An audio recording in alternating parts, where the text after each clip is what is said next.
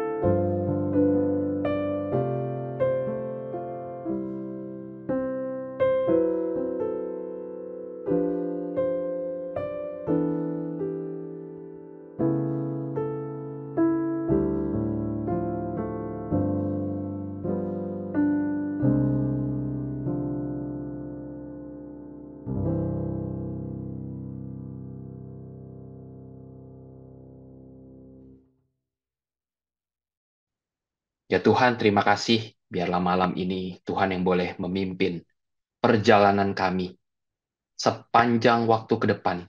Begitu singkat, tapi biarlah Allah yang berbicara secara nyata kepada kami. Terima kasih ya Tuhan. Hanya di dalam nama Tuhan Yesus kami berdoa. Amin. Sampai berjumpa kembali pada waktu puasa pada hari ini. Kita bersyukur kita dapat berjumpa kembali. Mari kita berdoa terlebih dahulu sebelum kita boleh merenungkan sebagian daripada firman Tuhan bagi kehidupan kita. Bapa dalam surga, kami sungguh ingin menyerahkan perenungan kami ke dalam tangan Tuhan. Kami sungguh tidak dapat mencapai apa yang Tuhan kehendaki, apalagi kami mau mengerti isi hati Tuhan. Maka kiranya Tuhan sendiri yang berfirman kepada kami, yang menolong setiap kami, yang membuka hati dan pikiran kami sehingga apa yang kami dengarkan boleh kami mengerti, dan bukan saja kami mengerti, tapi sesuatu yang boleh kami wujudkan dalam kehidupan kami sebagai orang Kristen setiap hari. Terima kasih ya Tuhan, kami serahkan semuanya ini ke dalam tangan Tuhan. Dalam nama Tuhan Yesus kami berdoa. Amin. Mari kita membaca sebagian daripada firman Tuhan. Kita akan membaca daripada Wahyu pasal 20. Kita akan membaca ayat 13, 14 sampai 15. Saya akan membacakan. Maka laut menyerahkan orang-orang mati yang ada di dalamnya, dan maut dan kerajaan maut menyerahkan orang-orang mati yang ada di dalamnya. Mereka dihakimi masing-masing menurut perbuatannya. Lalu maut dan kerajaan maut itu dilemparkanlah ke dalam lautan api. Itulah kematian yang kedua, lautan api. Dan setiap orang yang tidak ditemukan namanya tertulis di dalam kitab kehidupan itu, ia dilemparkan ke dalam lautan api itu. Sampai sekian kita membaca firman Tuhan. Pada hari ini kita membaca mengenai akhir zaman di mana mereka, orang-orang tidak percaya, itu akan dimasukkan ke dalam kematian yang kedua, yaitu yang disebutkan di dalam Wahyu tadi adalah sebagai lautan api. Nah, biasa kita sebutkan sebagai neraka. Pada saat sekarang ini, kalau kita perhatikan misalnya, kamu ini akan masuk neraka, begitu. Itu sesuatu yang dianggap sepele, tidak menakutkan, sesuatu yang tidak usah dianggap serius, sesuatu yang dianggap ya antara ada dan tidak ada, dan sesuatu yang ya kita tidak perlu pikirkan di dalam dunia ini, begitu. Jadi neraka itu, lautan api itu dianggap enteng oleh orang-orang pada zaman masa kini, ya. Sesuatu yang tidak menakutkan, sesuatu yang tidak serius jadinya kalau kita lihat, ya.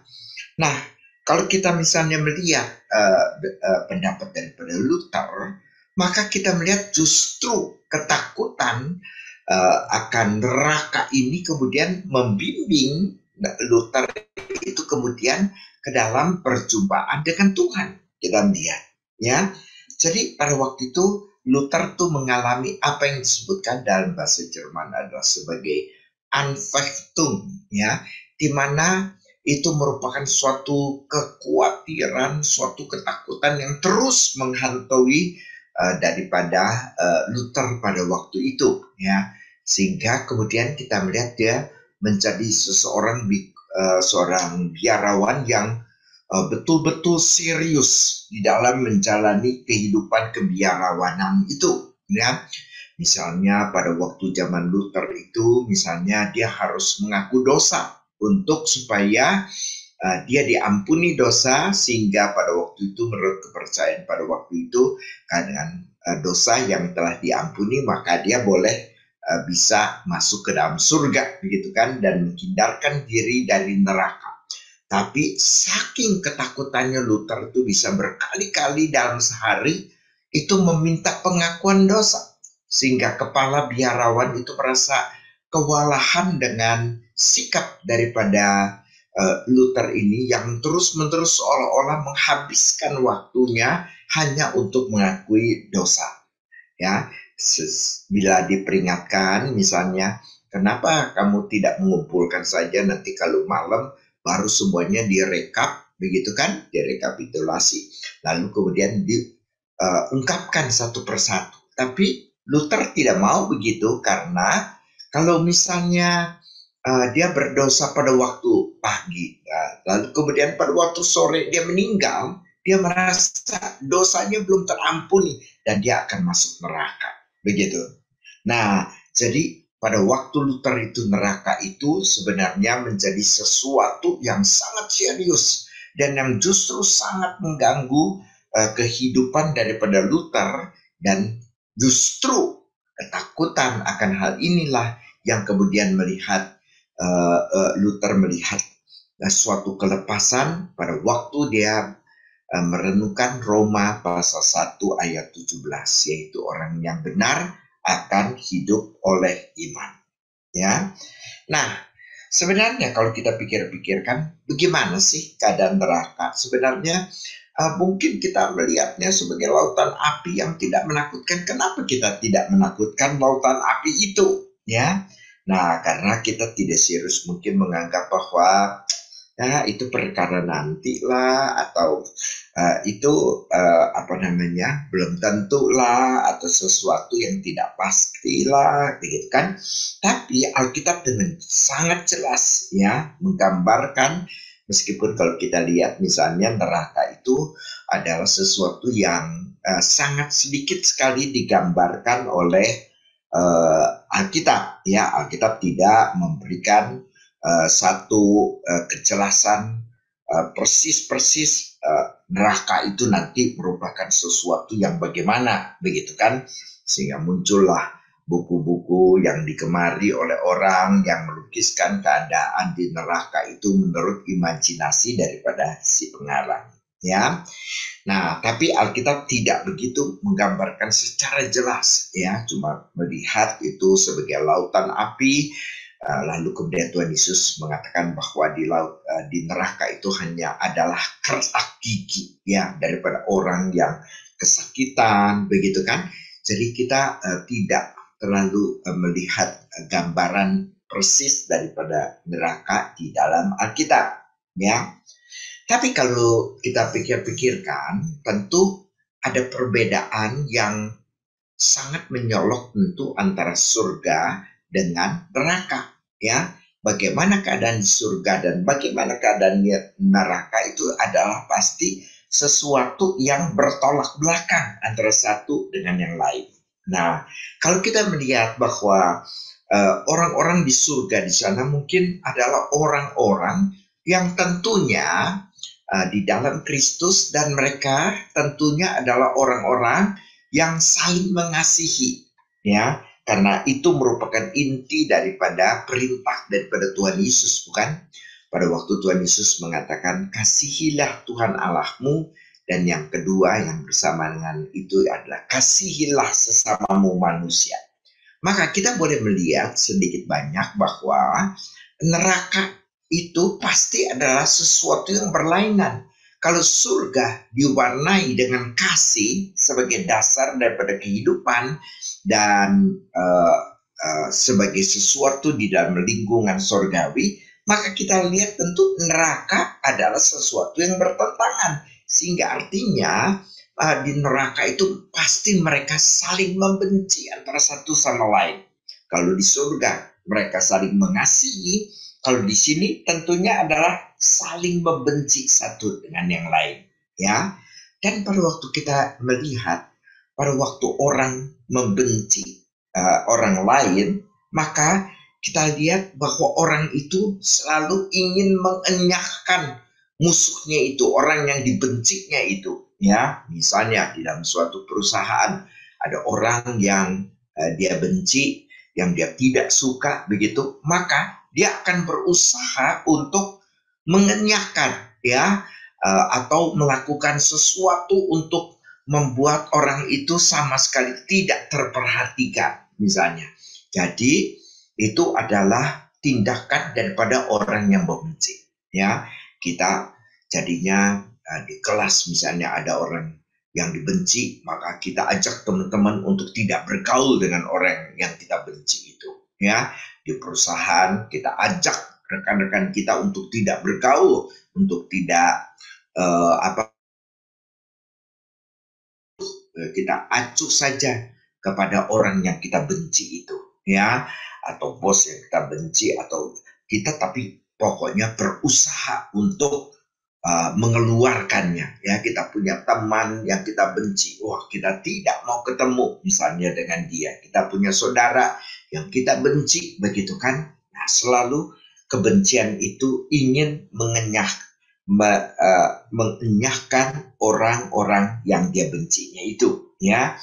Tetapi pada waktu di surga, pada waktu di neraka, tentunya pada waktu kita pengen mengenyahkan orang yang kita benci itu, orang yang dibenci itu juga ada neraka, bukan?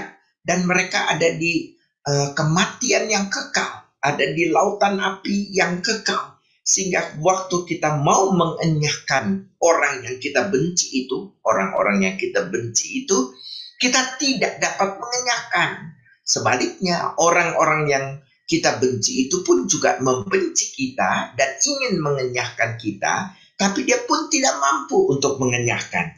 Jadi kita lihat neraka adalah satu tempat, satu suasana, ya, satu keadaan di mana semua penghuninya itu saling membenci, saling ingin mengenyahkan satu dengan yang lainnya, tetapi mereka tidak mampu. Mereka terpaksa harus hidup dengan orang yang mereka benci sampai kekal. Mereka itu harus hidup dengan orang yang mereka benci itu, dan sampai kekal pun mereka benci pada orang tersebut, ya. Nah, jadi kita lihat kan, kebencian itu sebenarnya merupakan sesuatu yang sangat mewarnai kehidupan di neraka, ya.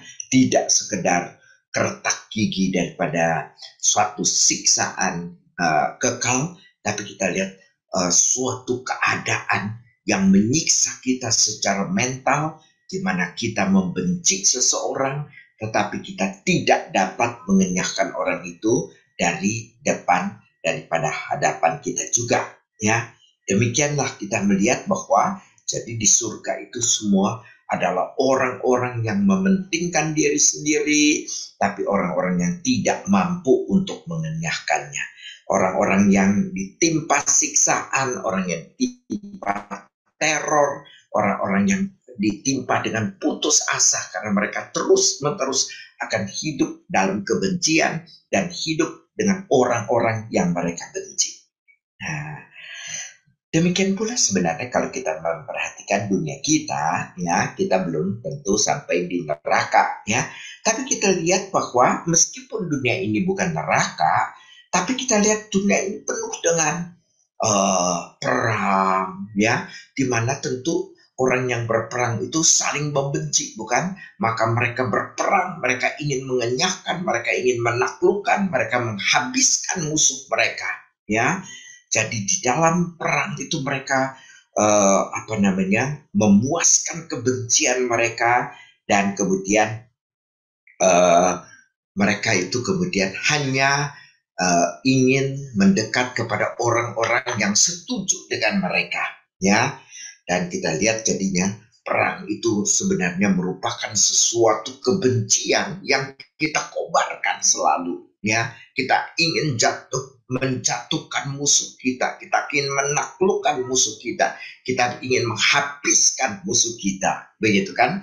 Memang karena dunia ini bukan neraka, maka mungkin saja dapat terjadi, tapi mungkin saja kita melihat bahwa perang antara Rusia dengan Ukraina sampai pada saat ini setelah sekian lama pun Rusia tidak dapat mengalahkan satu negara kecil, Ukraina itu, dengan kekuatan yang adidaya seperti demikian, ya. Sehingga tentu saja meskipun kalau Rusia misalnya berani hajar Ukraina dengan nuklirnya, maka tentu Amerika dan Eropa juga tidak akan tinggal diam, ya. Maka akan terjadi perang dunia. Maka Rusia pun tidak berani untuk memulai hal itu, sebab itu merupakan akhirnya kehancuran daripada semua, bukan?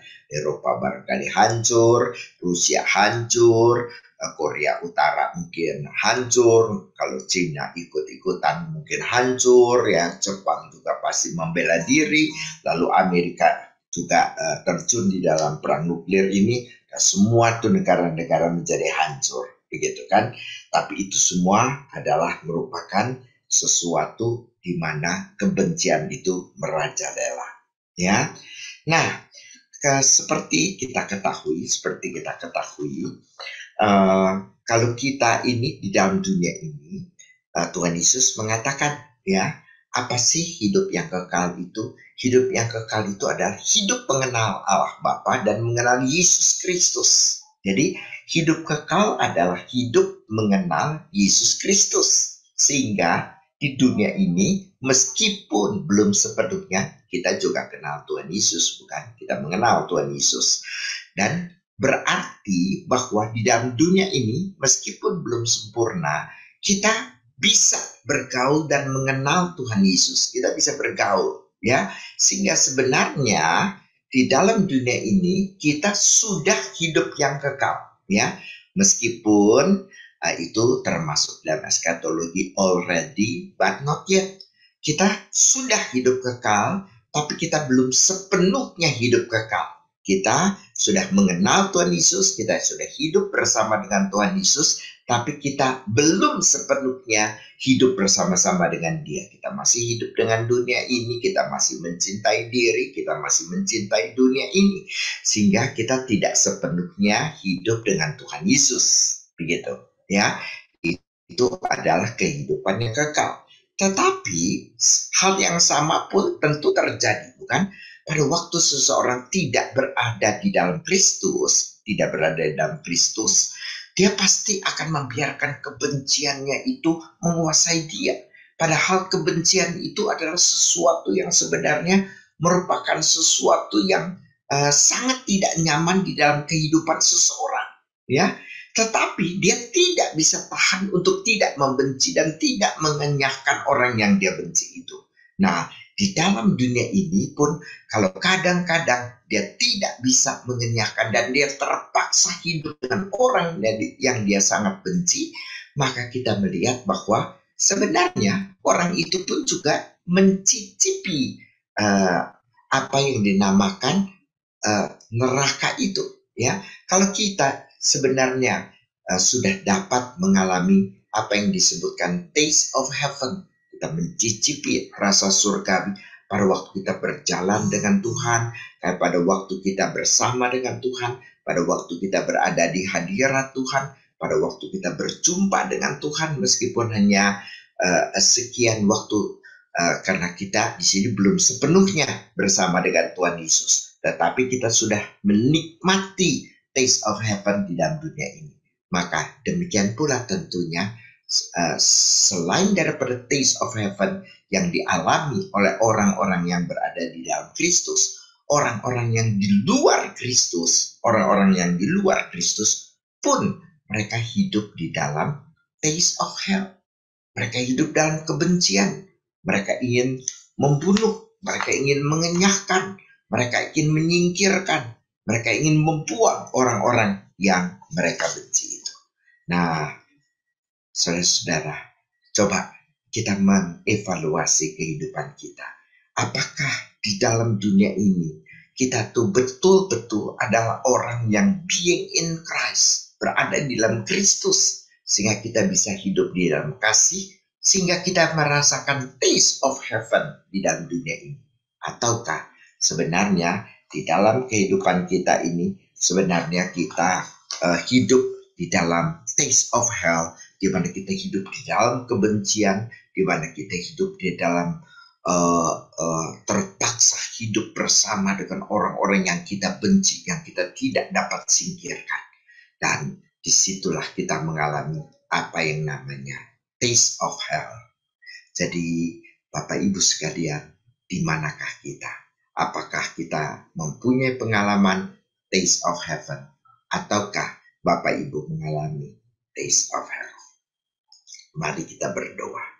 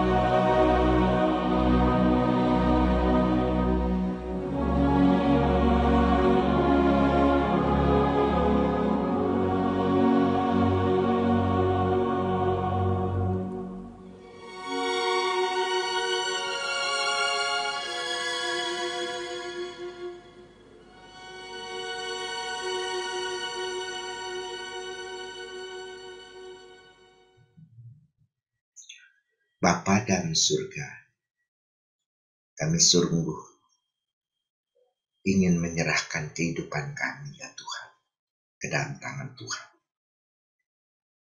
Kami dapat merasakan betapa tidak bahagianya kami, betapa susahnya kami, betapa tidak enaknya kami hidup dalam kebencian kepada sesama kami, di mana kami ingin membunuh, menyingkirkan, mengenyahkan, membuang mereka daripada hadapan kami.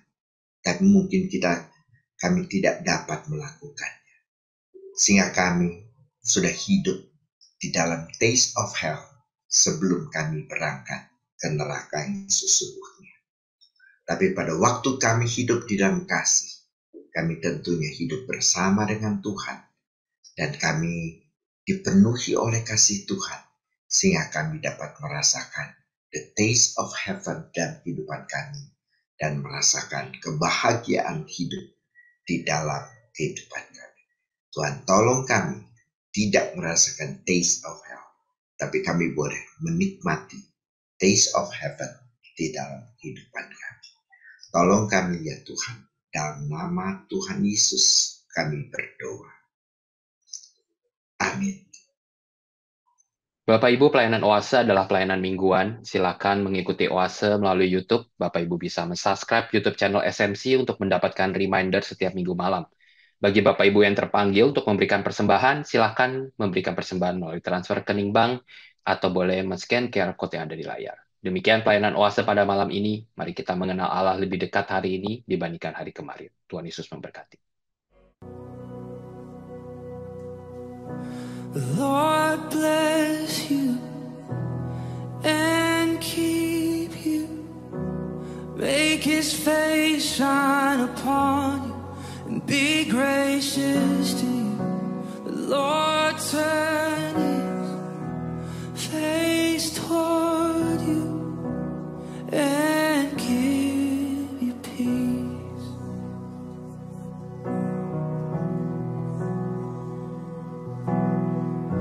The Lord bless you and keep you.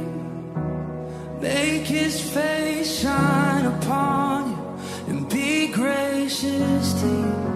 The Lord turn His face toward you and give you peace.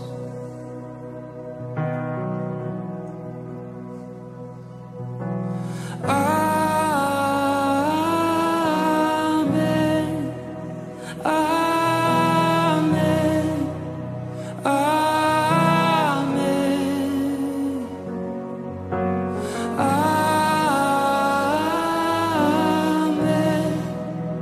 Amen.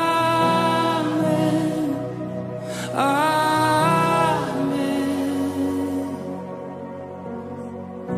The Lord bless you and keep you.